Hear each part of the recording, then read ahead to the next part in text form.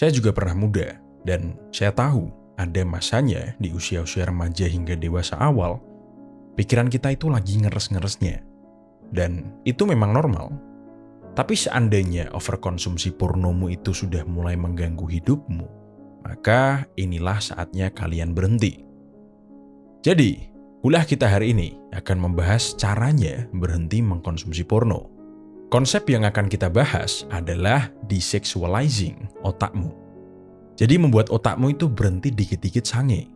Gunanya apa, Pak? Ya, untuk menyembuhkan otakmu yang udah rusak karena porno itu. Atau setidaknya bisa mengurangi otakmu untuk memikirkan hal-hal yang berbau porno.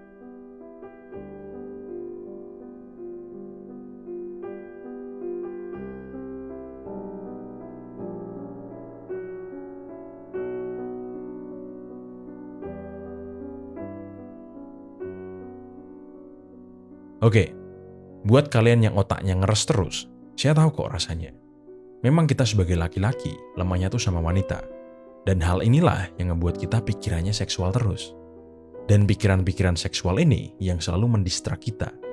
Nah, dengan melakukan desexualize, itu bisa membantu kalian untuk berhenti nonton porno atau memiliki kontrol terhadap pemikiran-pemikiran kalian. Dan untuk melakukan ini tuh susah, karena ya, kita hidup di zaman dimana konten-konten seksual itu ada di mana-mana dan mudah diaksesnya. Kadang pun kita nggak ada niatan mengakses ya, tapi entah kenapa lewat aja di beranda kita. Dan memang faktanya, entah kenapa, saya juga heran. Cewek-cewek muda zaman sekarang itu banyak yang kebelet viral. Dan salah satu cara tercepat untuk viral, ya menunjukkan konten yang berbau seksual. Cuman kan kita nggak bisa menyalahkan mereka. Jadi kita harus pintar-pintar belajar untuk mengontrol diri kita. Dan liarnya, rekomendasi di medsos itu ngeri banget loh. Bahkan ada data penelitian terbaru, itu menunjukkan bahwa anak-anak usia 8-12 tahun di zaman sekarang itu sudah pernah melihat porno. Lalu kenapa saya bahas ini? Karena kemarin saya habis ngobrol sama teman saya, dan dia cerita bahwa hidupnya itu dikontrol oleh hasrat seksualnya. Dan dia minta solusi dari saya, lalu saya arahkan ke psikolog. Oke, jadi langkah pertama yang harus kita lakukan untuk desexualize adalah menyadari bahwa mungkin saja kalian ini sudah overstimulate, overconsumption, oversexualize terhadap konten-konten yang berbau seksual. Lalu apa penyebabnya kalian jadi over? Karena kalian lari. Kalian lari dari perasaan-perasaan tidak nyaman, perasaan-perasaan tidak enak, rasa bosan, rasa kesepian, dan sebagainya yang terjadi di hidup kalian. Misalnya, kalian habis mengalami hari yang buruk atau kejadian yang buruk. Lalu kalian mengalihkan ke nonton porno dan masturbasi, sehingga kalian bisa terhindar dari perasaan-perasaan negatif itu tadi. Nah, kalau sudah parah, itu peralihannya sangat instan. Misalnya, kalian lagi kerja, terus tiba-tiba bosmu nambahin kerjaanmu, dan boom, begitu bosmu selesai ngomong, kamu langsung buka HP-mu dan buka Instagram atau TikTok untuk lihat cewek-cewek cakep. Langsung, instan, tanpa basa-basi atau harus nunggu pulang ke rumah dulu. Jadi kalian harus pintar-pintar untuk mengetahui dulu perasaan apa yang kalian alami di balik pikiran-pikiran ngeres kalian. Setelah itu, kita lanjut ke langkah kedua. Untuk mendesexualize otakmu, kamu harus mau dan berani memasukkan hal-hal yang seru di kehidupanmu, yang exciting, yang menarik. Kenapa harus begitu?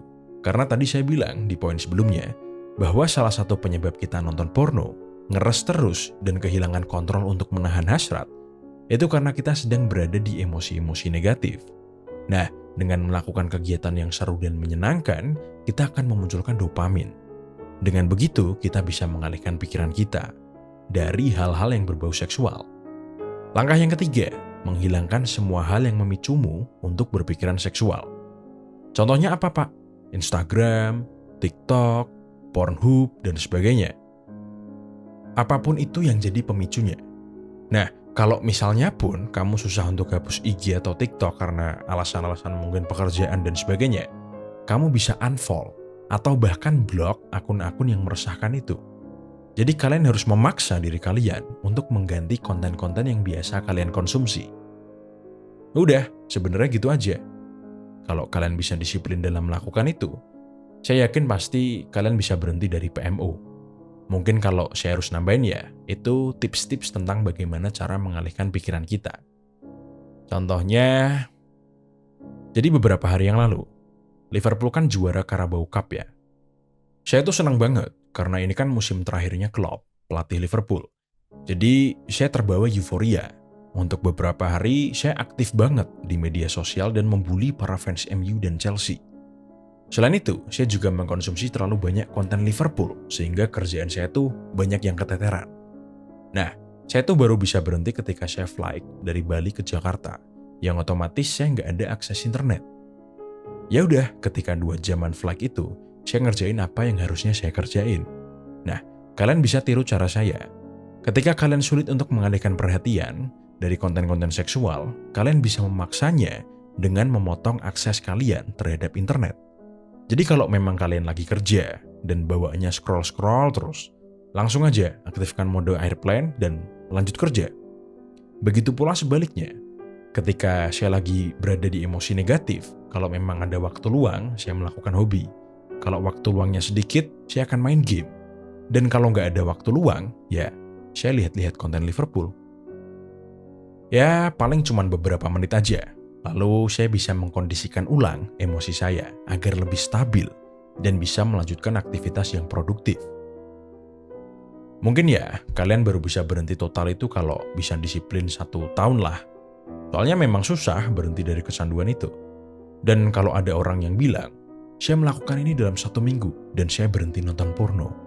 Cukup 1 bulan dan kamu bebas dari porno. Saya rasa itu sih bullshit ya. Mungkin dia bisa bilang begitu karena dia memang gak kecanduan porno. Atau dia udah punya pasangan yang bisa diajak saru-saru. Jadi kalau nanti kalian lihat konten yang seperti itu, ya udah gak usah ditonton. Oke, sebelum saya tutup, ingat, kalau kalian memang benar-benar mau berhenti, kalian harus bisa disiplin dan konsisten. Sekian, jangan lupa like, share, dan subscribe.